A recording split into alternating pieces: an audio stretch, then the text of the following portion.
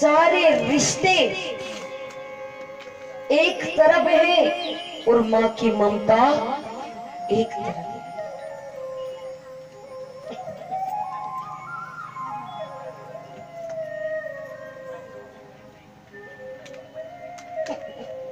वो कहते हैं ना कि भगवान से भी बड़ा इस जगत में जीता जागता अगर कोई भगवान है तो वो माँ है।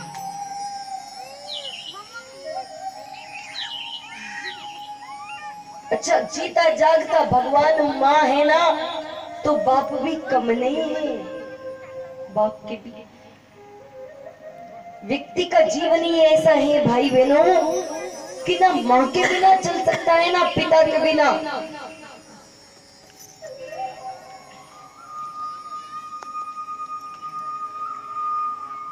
माँ अगर संस्कार देती है तो पिता रोटी देता है।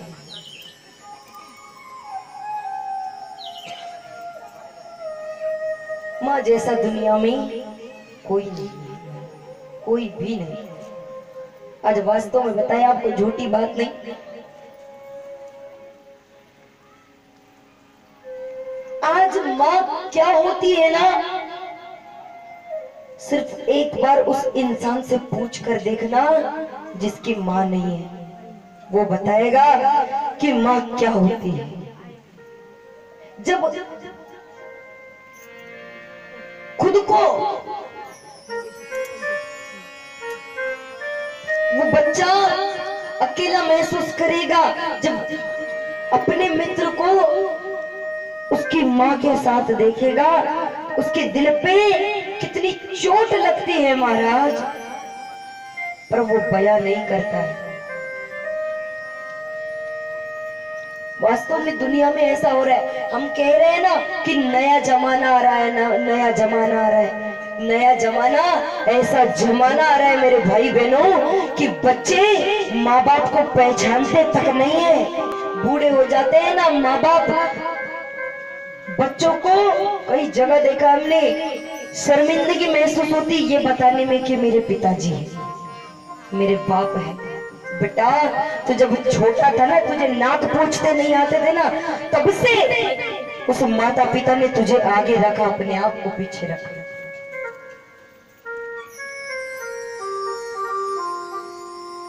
माँ की आत्मा का इस दुनिया में मोल ही नहीं है।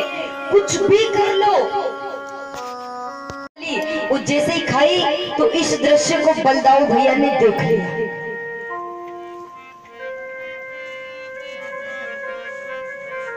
जैसे ही बलदाऊ ने भैया ने देखा तो कन्हैया से कहता है, बोले कन्हैया मिट्टी खाई? तो कन्हैया कहता है, बोले जबकि मिट्टी तो पूरी मुख में भरी है, फिर भी क्या कहता है। देखो कन्हैया इतना छोटा था ना कि उसकी चोरी भी पकड़ा जाती थी। ध्यान से सुनिएगा, मिट्टी खा तो नहीं। बलदाऊ भैया पूछते, बोले कन्हैया मिट्टी खाई क्या? कन्हैया कहता है, बोले बलदाऊ कहता है, कन्हैया मिट्टी खाई। रुक भी मैया को बताता हूँ। कन्हैया कहते हैं, बोले भैया मत बुलाओ। बोलते तक तो बलदाऊ भैया कहते, मैया मैया जल्दी इधर आ, देख तेरे कन्हैया ने मिट्टी खाई है। मैया दौड़ी चली आई, क्या हुआ रे बलवा? बलदाऊ कहता है, बोले मैया देख कन्हैया ने मिट्टी खाई है। मैया पूछती है कन्हैया से, क्यों कन्हैया मिट्टी खाई क्या तूने? कन्हैया कहते हैं, बोले अब बोलना तो हो नहीं रहा था क्योंकि इतनी मिट्टी भरी पड़ी थी। मैया कहती है, बोले मुख खोल, आकर के बता मिट्टी खाई कि नहीं?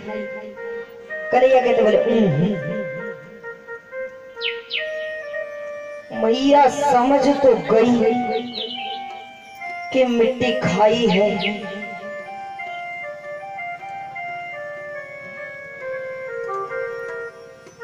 और ज्यादा बोल भी नहीं सकती हूँ क्योंकि मिट्टी खाई।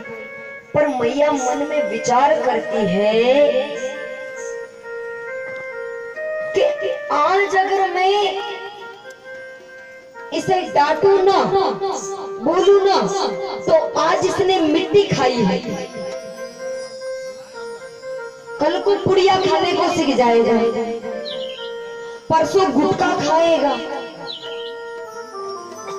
इससे अच्छा है कि मैं इसे आज ही डांट दूं, ताकि ये भी तो जाने कि अगर मैं कुछ खाता पीता हूँ तो मैया डांटती भी है मुझे, इसलिए इसे बोलना तो जरूरी है।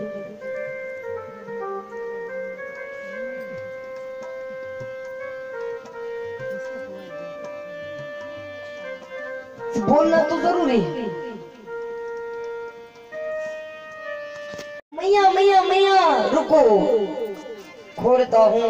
अब तो कोई कन्हैया तो भगवान है, स्वयं मेरे नारायण है, कोई साधारण तो है नहीं। जैसे ही कहा बार बार मैया ने, कन्हैया मुख खोल मुख खोल मुख खोल। आज जो ही मेरे प्रभु ने अपना मुख खोला है तो क्या देखती है मैया, सारा का सारा ब्रह्मांड आज मेरे भगवान के मुख में देख लिया है। एक बार बोलना पड़ेगा जोर से, और थोड़ा जोर से। आहा, सारा ब्रह्मांड देख लिया मैंने। क्या देख रही है? नदी नाले पेड़ पौधे झरने,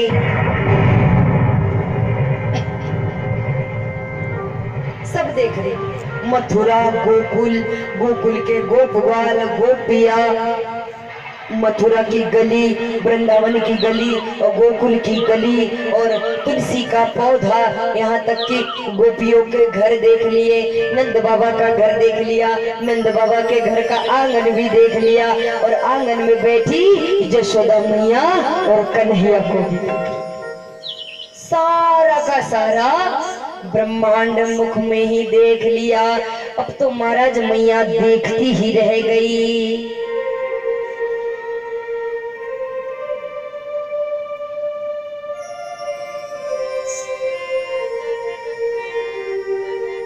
आज जो ही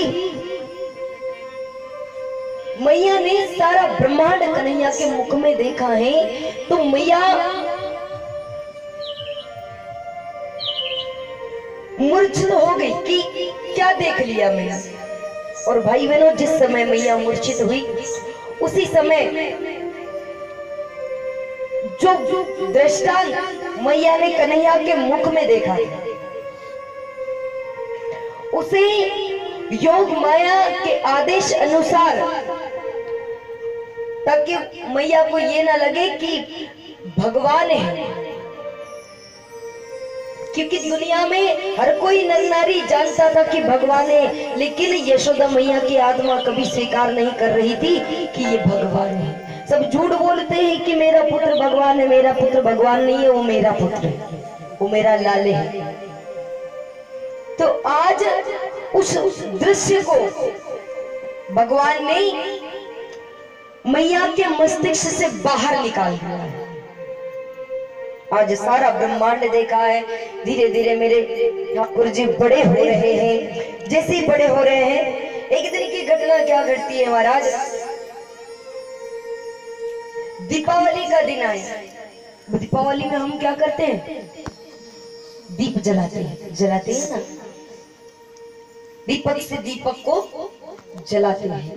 तो जैसे ही दीपावली का दिन आया तो मेरे छोटे से कन्हैया, बड़े भोले बड़े प्यारे, मुस्कुराते हुए घुंघराले केश है भगवान के, कटीले नैन है, छोटे छोटे पैर हैं, छोटे छोटे पैरों पर कभी गिरते कभी उठते चलते, गिरते कभी उठते चलते, ऐसी दशा मेरे प्रभु की। तो जैसे ही मैया आंगन में बैठकर कुछ कर रही थी,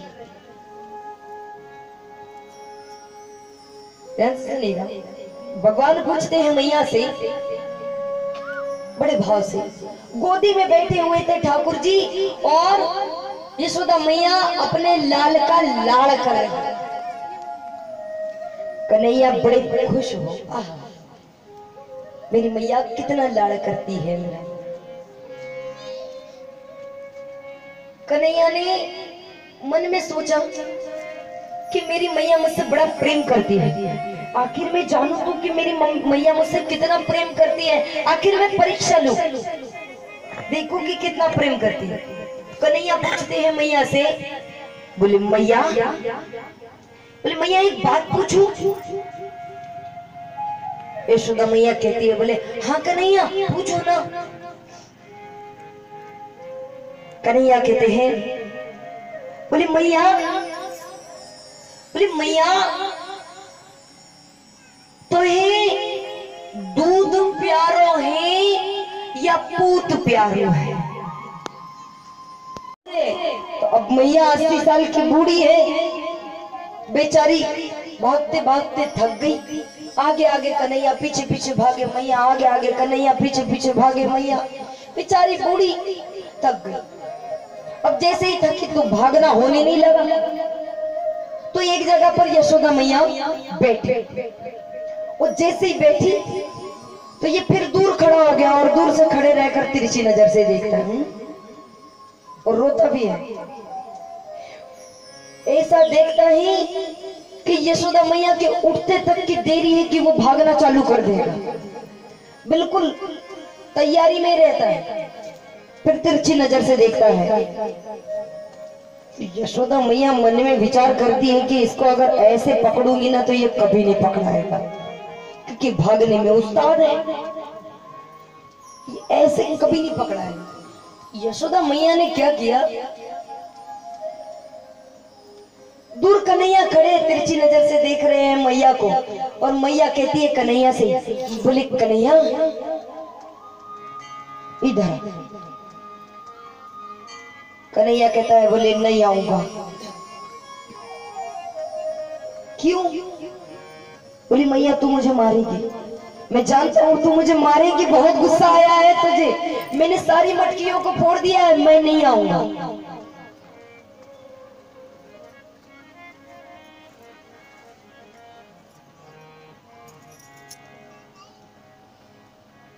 मैया कहती है, बोले लाला,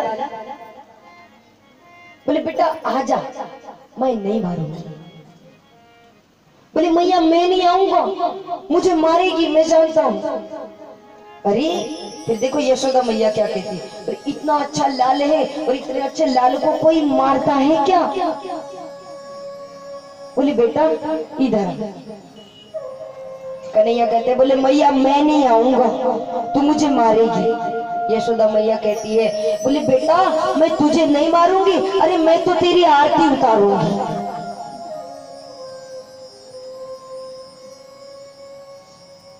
इतना अच्छा बेटा है, मारने की चीज है क्या? मारने तक का बेटा है क्या? अरे जो गलत काम करते हैं उनको मारा जाता है। तुता दे मैं चला जाऊंगा, मैं आऊंगा नहीं। यशोदा मैया कहती है, हाँ बेटा मैं आरती उतारूंगी, तो जरा आ तो। तिरछी नजर से देखते हुए कन्हैया जी धीरे धीरे आते हैं, कहते हैं मैया से, बोले मैया मारना मत। यशोदा मैया कहती, बोले ना ना लाला मैं नहीं मारूंगी, तू आजा। नहीं मारूंगी, तू आजा। और जैसे ही पास में कन्हैया आते कि पट करके पकड़ लेते। चूड़ेदारी के बड़ा होशियार बन रहा था, बूढ़ी मैया को भगाता है पीछे पीछे। तनिक लज्जा नहीं आई तुझे बूढ़ी अम्मा को भगाते हुए? तो रुक जा, मेरे मायके से लाई वाली मटकियों को फोड़ दिया तूने। कितनी मेहनत से, कितने सजा के, कितने प्रेम से रखी थी मैंने अपने मम्मी पापा की मटकियों को, और तूने आज सारी मटकियों को फोड़ दिया। बेटा तुझे तो आज मैं छोड़ूंगी। सारी मटकियों को फोड़ दिया तो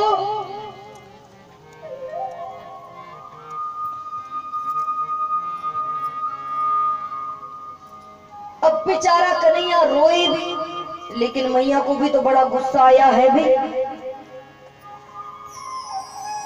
और वास्तव में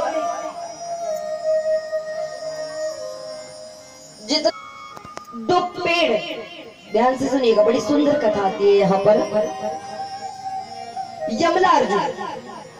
यमला अर्जुन नाम के दो पेड़ यशोदा मैया के आंगन में लगे हुए थे। वो पेड़ साधारण नहीं थे, उनकी बड़ी सुंदर कथा है। एक बार नारद मुनि जी ऐसे ही भ्रमण कर रहे थे। नारद मुनि जी जानते ना, जो हर समय क्या भजते हैं, क्या बजते हैं, जो भगवान की, हाँ, भगवान की चिट्ठी को जो इधर उधर करते हैं। वैसे आज के भी जमाने में है नारद मुनि जी। कौन से? और जो हमारे मोरेकर भैया है, वो भी तो चिट्ठी को इधर उधर करते हैं ना, वो भी नारद जी ही है। तो जो देवताओं की बातों को इधर उधर करते थे और देवताओं की चिट्ठी को इधर उधर करते थे, वो नारद मुनि जी भ्रमण कर रहे थे। और क्या गा रहे थे?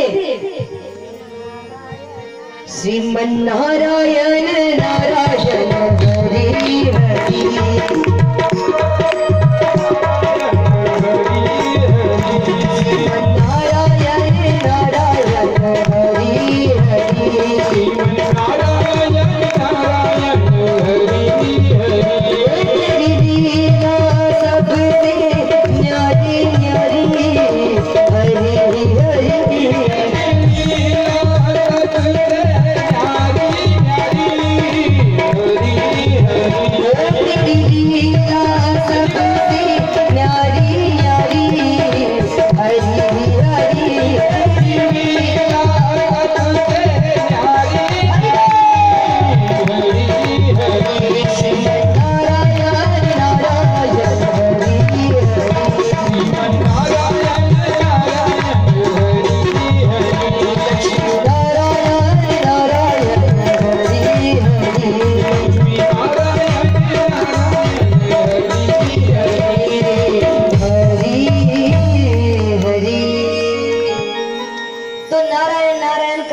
चल ही रहे थे कि एक समय एक जगह पर नलकुंवर और मणिग्रह नाम के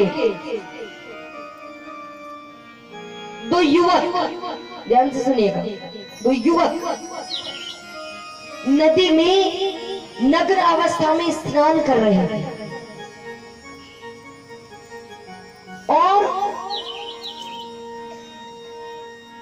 जिस समय नारद मुनि जी वहां से गुजर रहे थे, उस समय वह स्नान करने में इतने चूर थे कि नारद मुनि जी को देखा भी नहीं। लेकिन इस दृश्य को नारद मुनि जी ने देख लिया। तो जैसे ही नारद मुनि जी ने देखा तो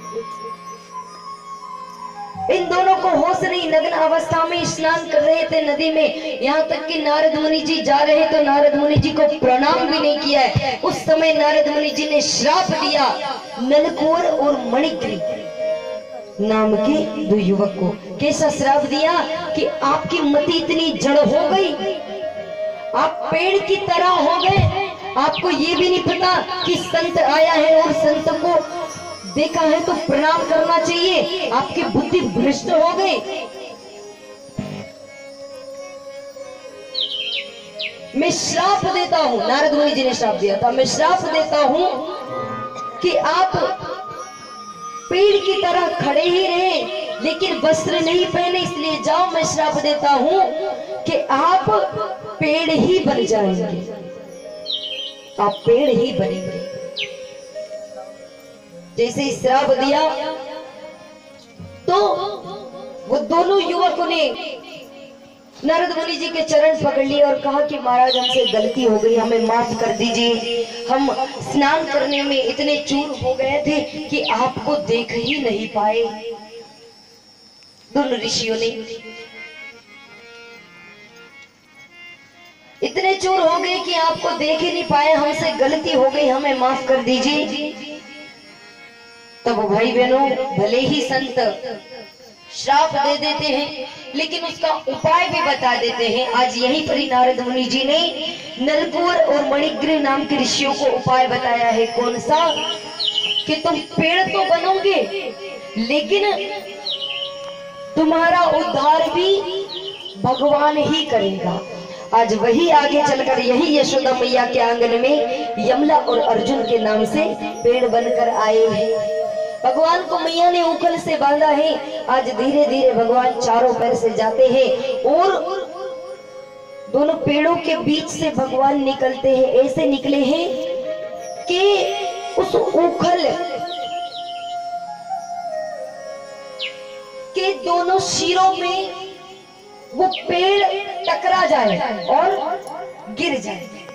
ऐसे बीच से भगवान निकले हैं। जैसे ही निकले तो पेड़ गिरे हैं। आज नलकुवर और मणिग्रीव का प्रभु ने यहाँ पर उद्धार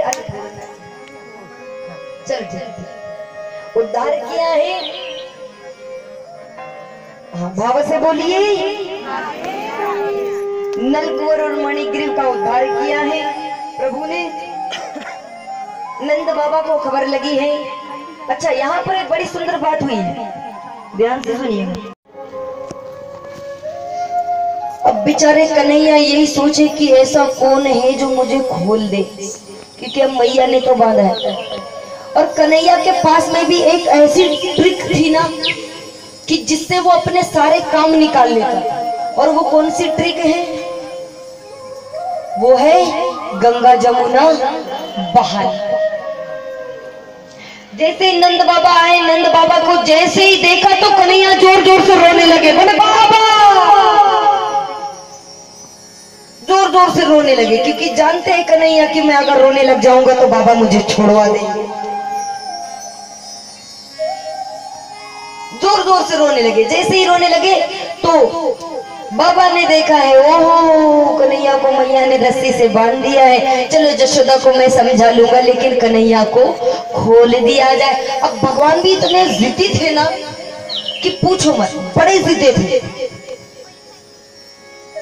एक बार की घटना क्या घटी, एक बार भगवान रात्रि का समय था, रात्रि का समय था तो भगवान रोने लगे जोर जोर से। तो यशोदा मैया आंगन में लेकर आई भगवान को, छोटे से लाल को लेकर आई। और जैसे ही आंगन में लेकर आई तो ये इतना रोए कि बिल्कुल मानी ना, हुमकी दे दे के रोने लग जाए। तो यशोदा मैया कहती है, बोले लाला वो देख चंदा मामा। क्या बताती है? चंदा। बोले लाला वो देख चंदा मामा। अब जैसे ही लाला को चंदा मामा दिखाया तो लाला थोड़ा सा शांत हुआ। अब जैसे ही शांत हुआ तो पता नहीं भगवान के दिमाग में क्या खिचड़ी पकी। मैया से कहते हैं ठाकुर जी, बोले मैया मुझे वो चंदा चाहिए। अरे अब वो चंदा उतने दूर है, यशोदा मैया कैसे लाए बेचारी चंदा मैया को? यशोदा मैया कहती, बोले लाल चंदा मामा इधर लाने वाली चीज नहीं है, वो बस दूर से देखने वाली चीज है। बोले नहीं मैया मुझे चंदा मामा चाहिए। अब पहले से भी ज्यादा रोने लगे। कुछ भी हो जाए मैया, चंदा मामा तो चाहिए। मैया ने क्या किया? मैया ने सोचा ये ऐसे मानने वाला नहीं है, बड़ा जिद्दी है, कुछ ना कुछ तो करना पड़ेगा। तो मैया ने क्या किया, जो कोपर होती है ना आटा गूंथने वाली हमारे घर में, हाँ, उसमें पानी भर के लाया, ठीक है। और जिधर चंदा का प्रकाश आ रहा था ना वहां पर उस कोपर को रख दिया। और उस कोपर के भीतर चंदा मामा की परछाई दिखी। और जैसे ही दिखी तो मैया ने कह दिया, बोली ये ले लाला चंदा लाया, मैंने चंदा मामा को लाया। अब जैसे ही कहा चंदा मामा को लाया तो देखकर फिर से हंसने लगे ठाकुर जी। बोले वाह मैया चंदा मामा को ला लिया। अब जैसे ही खुश हो तो भगवान क्या करते हैं, छोटे से ठाकुर जी चंदा मामा को देखते हैं। सोच, हाँ देखो लालच बता रहे और बच्चों का सबसे पहला हथियार होता है क्या, मैया को लालच देना। सोच, जब छोटी सी दुल्हनिया तेरे अंगने में चलेगी, तेरी सेवा करेगी, तुझे खाना बना कर देगी, सोच मैया कितना राज करेगी। लालच दे रहे, क्या करें मैया से, वो छोटी सी दुल्हनिया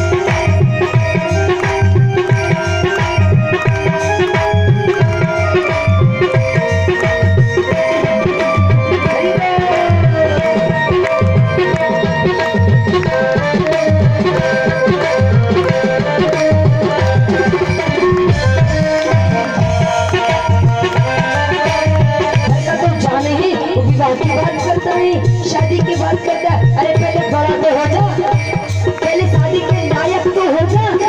चोरी की तो शिकायत आती है और शादी की बात करता है। पहले बड़ा हो जा, उसके बाद शादी करना। भगवान मनाते हैं, मैया नहीं मानती है। अब देखो भगवान को गुस्सा आ गया